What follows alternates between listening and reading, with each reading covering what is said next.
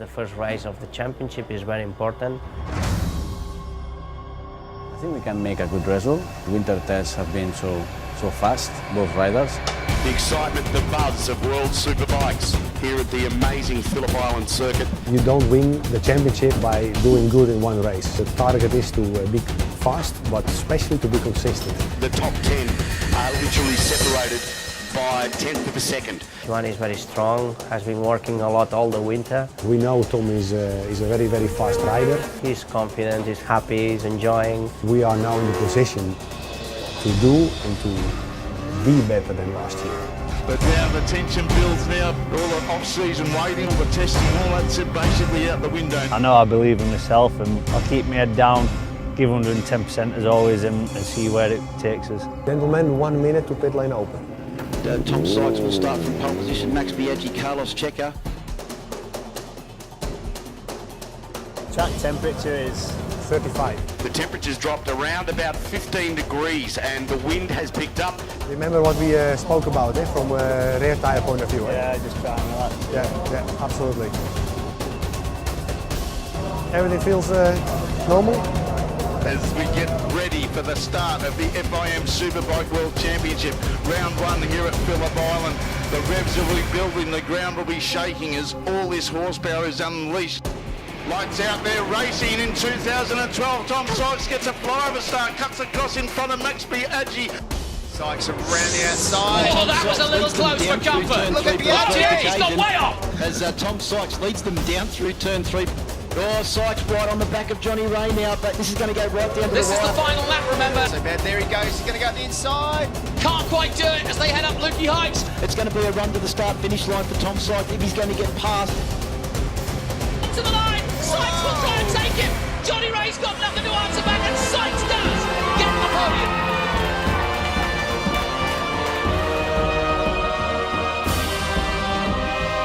And Sykes on 66 has put the ZX-10 on the podium at the first round. Really nice weekend. On third position is an incredible result. John make a good recovery on the second race. We are happy, fantastic. Hope in Imola we can make much more better.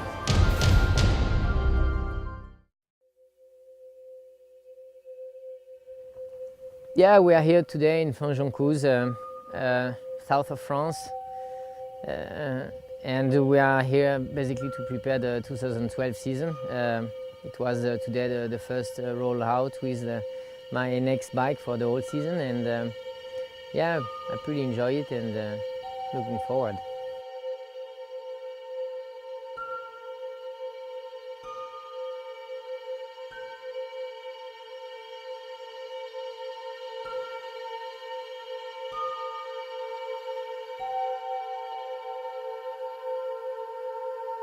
Yes, my goal for the next Dakar is to win for my fourth time. No, it's not easy to win after the last time winning. No, two consecutive.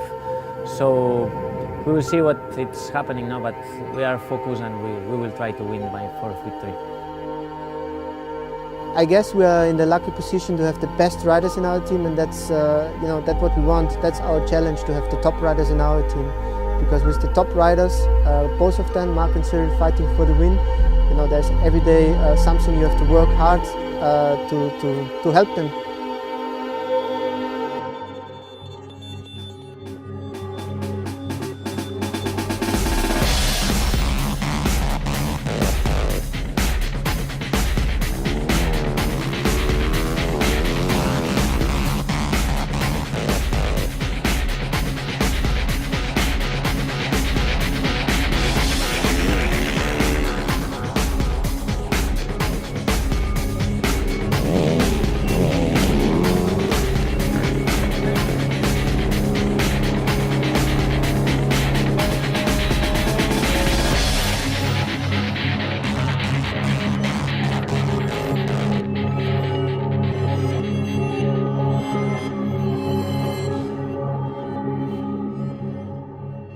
It's not about only turning the throttle, but trying to take care about the bike and managing the navigation, which is challenging, especially when you are on the top 2, 3, 4 guys, opening the track every day, and this makes this event for me the hardest race in the world, and yeah, why not trying to win the hardest race in the world as a Dakar?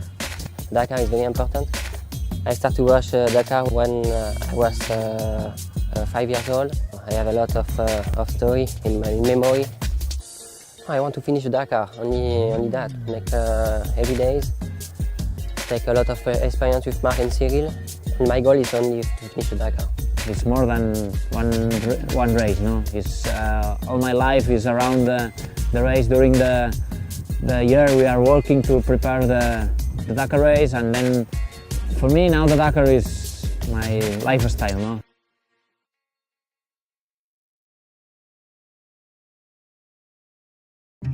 This is it. It's Brands Hatch, last round of the season, last morning of the season. It's the last chance to try and bring this British Supersport title home to the team and repay them for giving me the opportunity this year.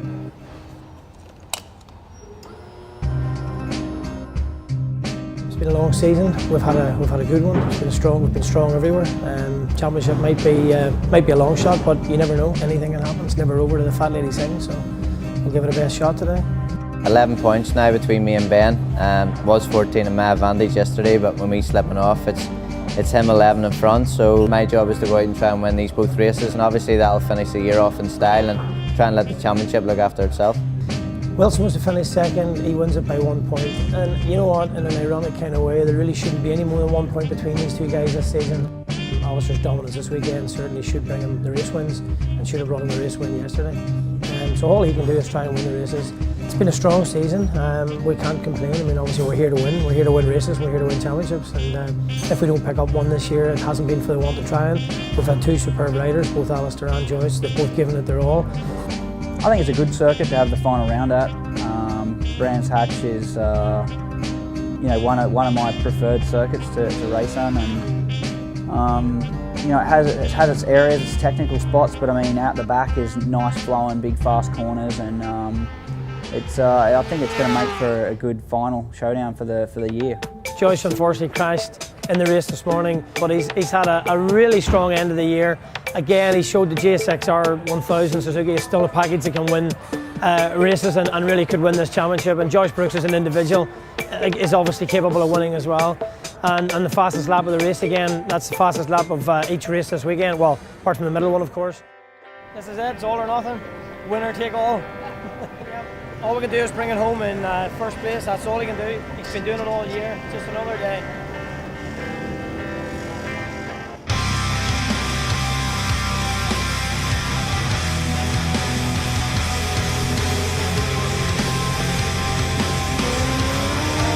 It's all about tactics with Alistair, and he calculates and he thinks about races, and he really does go into races with a game plan.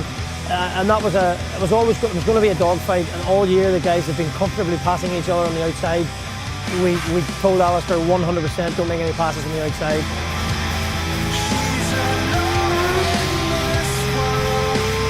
And we had a boarding system that let Alistair know with an arrow up or an arrow down whether he needed to push or slow down. So I have to say, great team effort.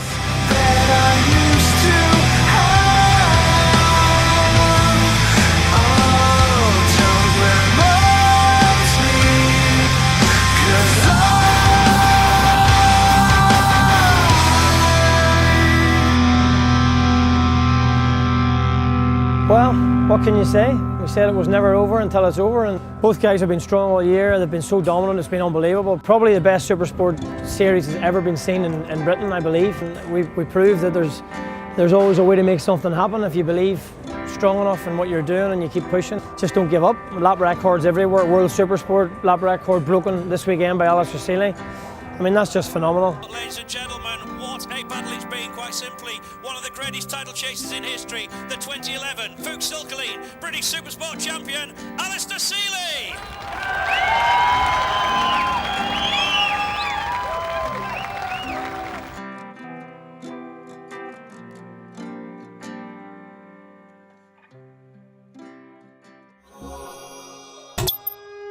Phillip Island's a special track. We are here in Imola from the circuit Dino and Enzo Ferrari.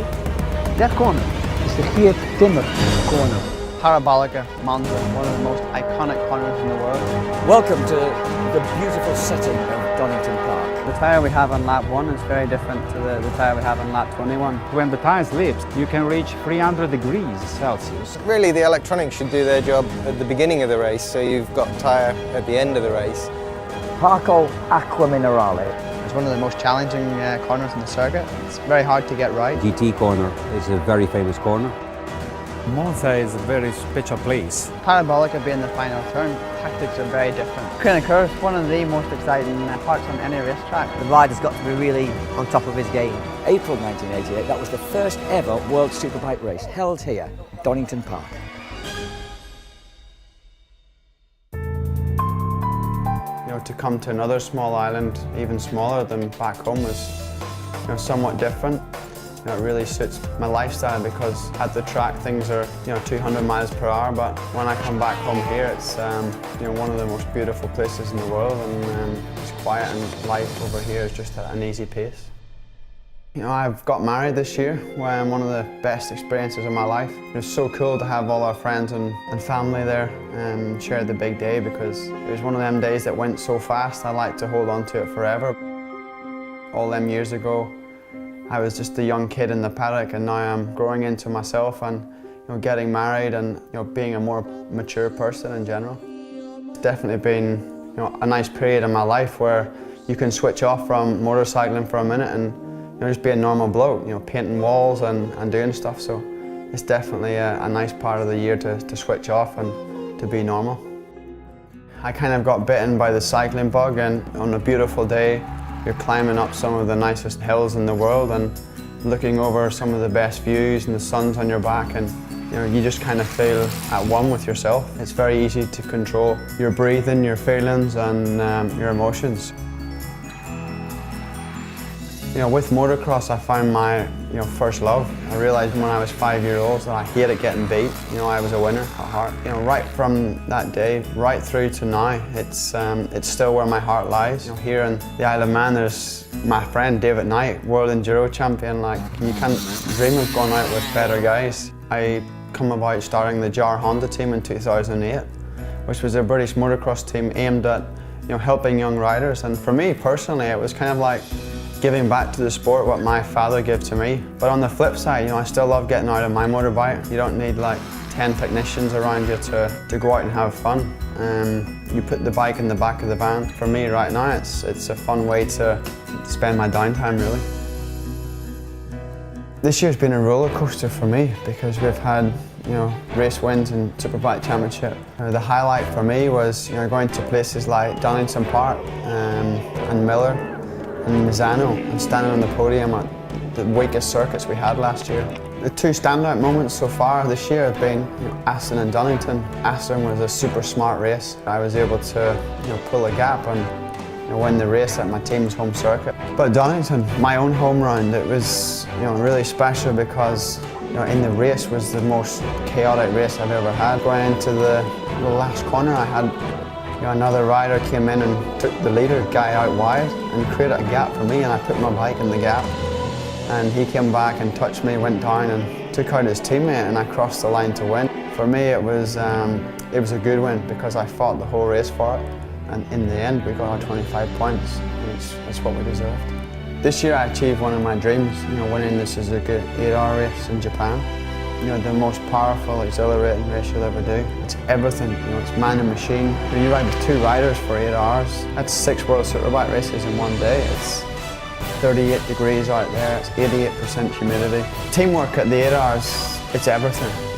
Pit stops, you've got 6-second wheel change, and then you've got 5 seconds in the fuel to dump 24 litres into the tank. We were the fastest guys in the pits. 10.5 seconds was our fastest pit stop. To stand on top of the podium at Suzuka and achieve that dream, one of them incredible moments that I'll remember for the rest of my life.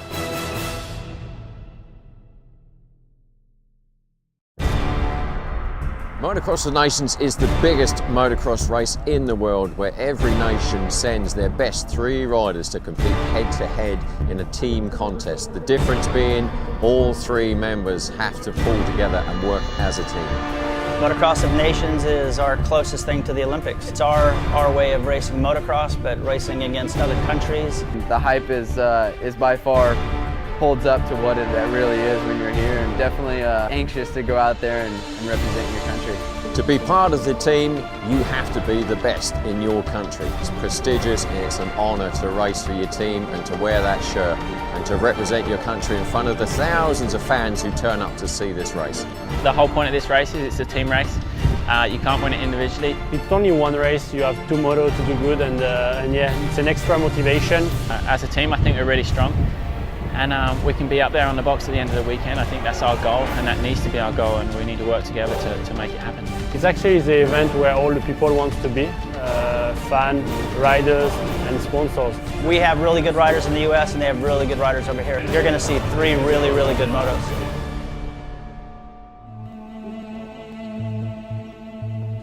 Coming over to Belgium, you know, we knew it was going to be sandy, and Roger decided that we would try to come over early and ride here at the track.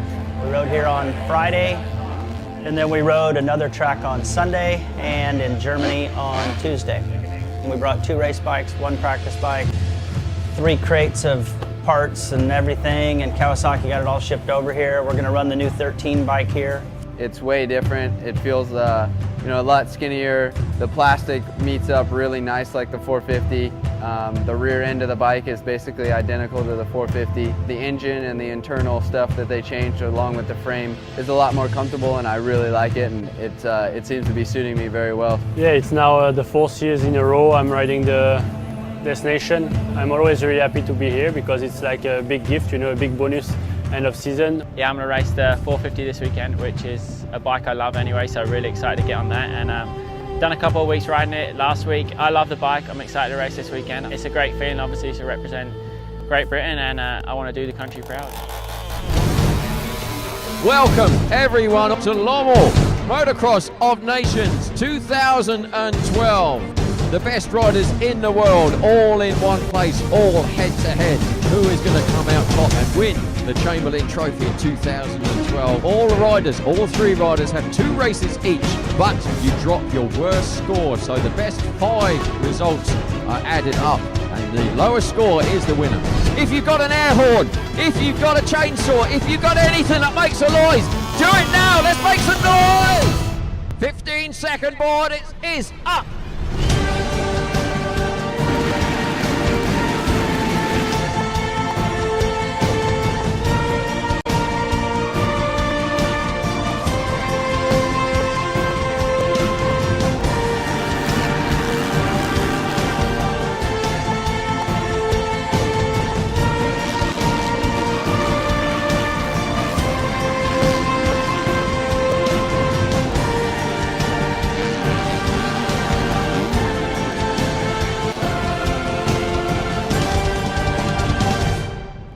The experience here at Lommel was definitely, you know, epic, gnarly, the most brutal thing that I've ever rode or seen in my whole entire life. And finishing second was really nice for me and for Team France.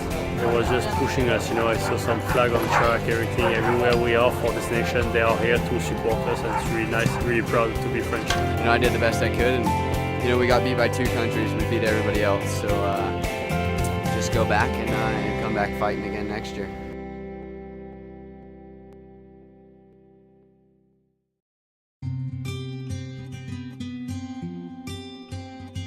It's a proper little village shop that we've grown up with, and you know, it was all the kids that grew up with me.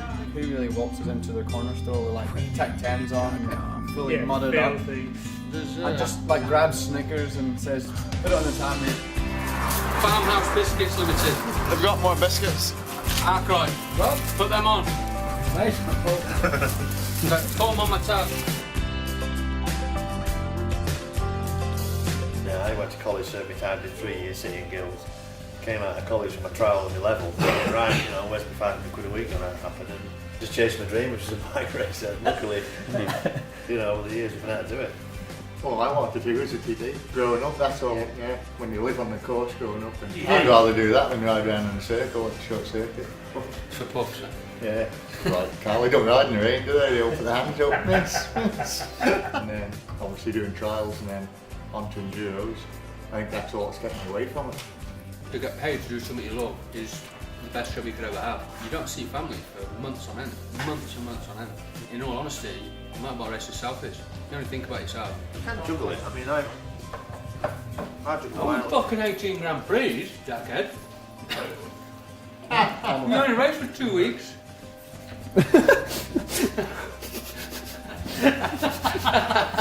I've got 2 kids.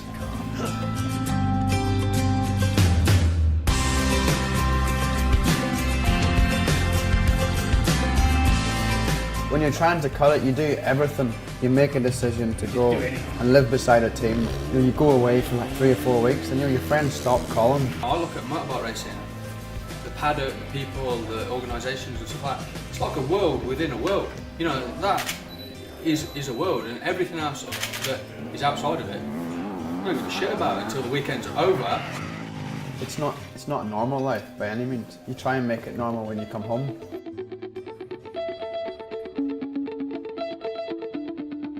I've not done this for ages, and when you do it, you think, well, why don't you do this more often and just go out, have a laugh, go trail riding, piss around on the bikes and come back to the pub.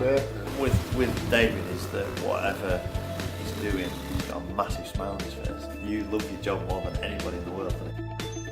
Stood at the bottom of that hill, you see some of the stuff like he's doing on a bike. It's like, oh, that's great.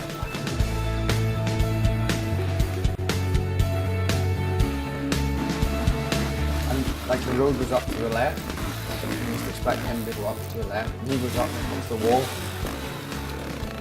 Coming down's easy, isn't it? Off. Going up's quite hard. What about the coming down? You can always believe you can get down anything. When you get the lads together and you've got motorbikes involved, we're all petrol heads, love it. Rain, sideways rain, boots are like squelching, it's fun. Nobody was pissed off today. No. Just it's fun.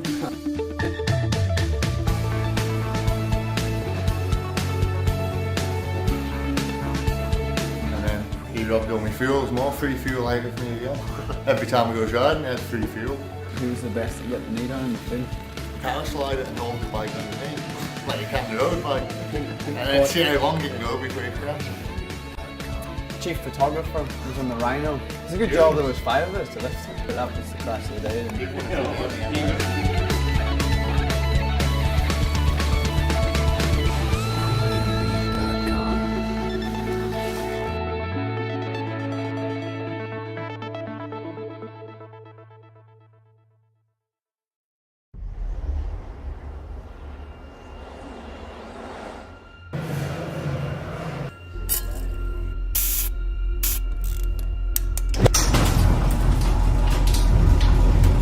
Looking forward to the season. Our target is to try and go one better.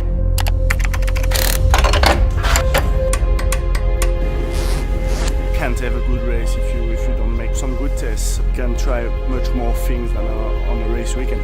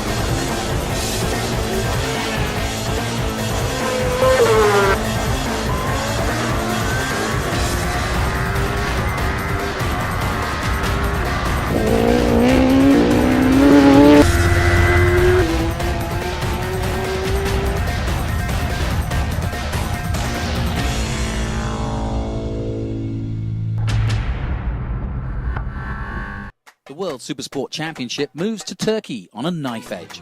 As the final part of an intriguing race jigsaw, the Mahi team visit a country where Europe meets Asia. keen to showcase their racing ambitions to a diverse, success-hungry fan base. This is like our home race also, frankly now. It's very exciting to be here because Turkish people and the Indian people have a similar-ish culture. So in the absence of a race in India, for us, this is the race. For Kawasaki, there are many reasons why this single race requires even greater commitment from riders and team staff alike. Kennesufoglu races at his home round, a national hero, with the sporting hopes of a nation resting on his shoulders. It's really incredible, and today was a lot of spectators. They were really screaming about when I'm passing the start finish. Looks like they are really crazy about to watch me, and I'm very happy and I'm very proud. And hopefully in front of them tomorrow I can win the race. Hope, desire, expectation and passion. This is Supersport racing, potentially at its best. Kennesufoglu, 22 World Supersport wins. The racing itself, I think, is moved up a notch or two this year. The effort's been there for sure. Keenan has had a bit of bad luck here and there. Kennesufoglu's gone down. But that's part of racing, you know, so the season's not completely over yet. While time-served teammate Fabien Foray enters the fray with realistic expectations of a podium place. Yeah, for Kenan, I think, you know, to have his home race, you know, for the first time is a big pressure because it's a big man, you know, in Turkey. You know, I could see when I spent like a couple of days at this place, you know. I wanted to live in my home, but there was no option. There was no chance to trade.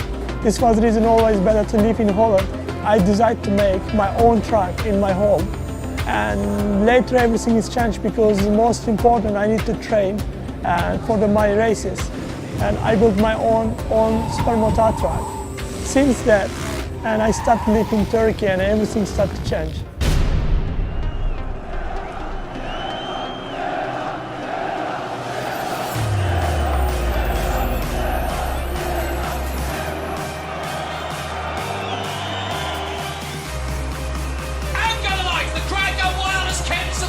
Fantastic start by Kennesufoglu. Whoa!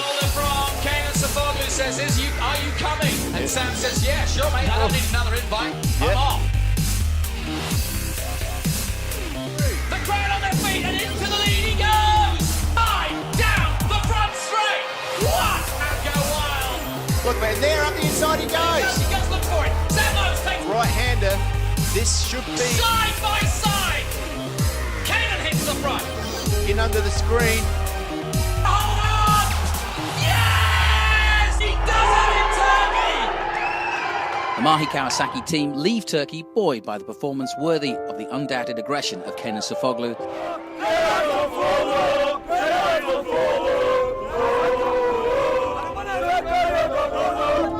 First time racing my home, I should win this race, and I knew I could crash too, but I didn't give up. Finally, I'm so happy. And already President of Turkey called me and he is waiting me now. I'm so happy. This is, I think, one of the best days in my life. Kawasaki fans have witnessed a characteristic Kawasaki fight for podium success and a platform for further endeavour at Magny Court in 2 rounds' time.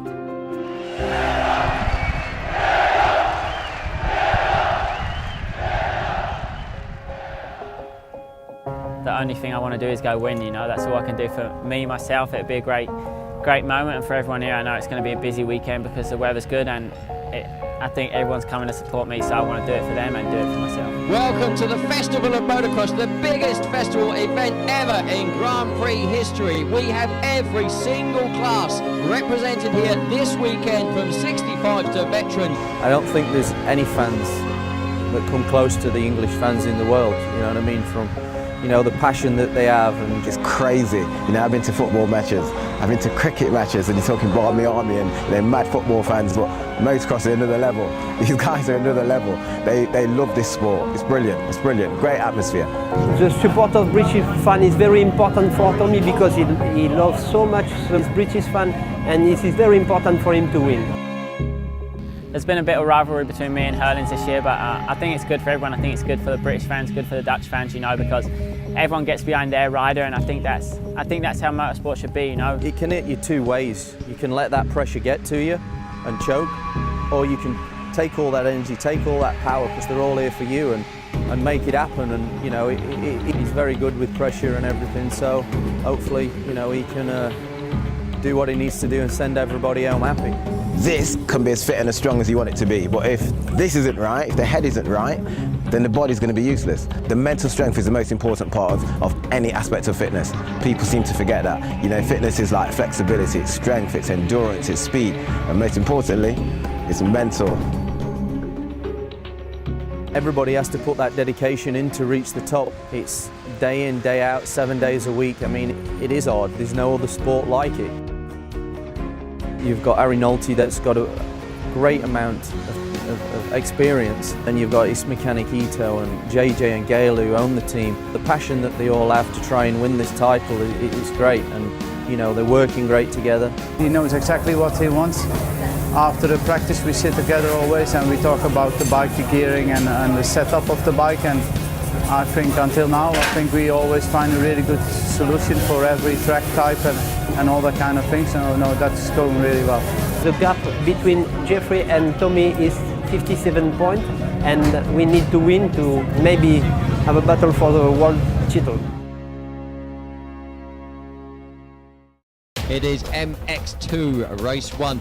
We know Tommy Searle really wants to win here. They have been in a class of their own, the pair of them. I had no chest protector on or anything, just a vented jersey, so I'm like, this race is going to hurt. 15-second board is up. MX2, 35 minutes plus 2 laps. Well, they're under starters orders now, that's for sure. The bike's rev out, the gate drops. They're away. Tommy has got a flyer. Tommy Searle takes the lead. And the crowd are going absolutely ballistic. The man on the Kawasaki, the leader, Tommy Searle clears that quad. Come around that first corner and hear everyone cheering, I was just like, let's go. Oh my word, this is electric. This is what motocross is all about. When I pulled 2 holies, I was just like, what? He's done it again. He's got it again. Tommy Searle has got the whole shot. The crowd stand up on the fencing. They erupt into a massive frenzy. It was buzzing, you know, it was amazing. I could hear him from way over the hill as soon as I came out in front, and then it just gives you that, you know, like tingling feeling.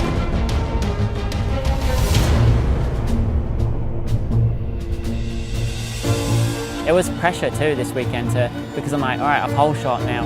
If I get past, you know, that shouldn't happen. You know, if I'm out front, I need to win. We've just got to keep working now for the next few weeks, and hopefully we can turn this thing around, and hopefully, like you say, a bit of lady luck comes on our side, and we can turn this into a positive and try and win the championship. To actually go out and make it happen and sit here at the end of the day, like, you know, I've done it. It's special, especially in front of my home fans.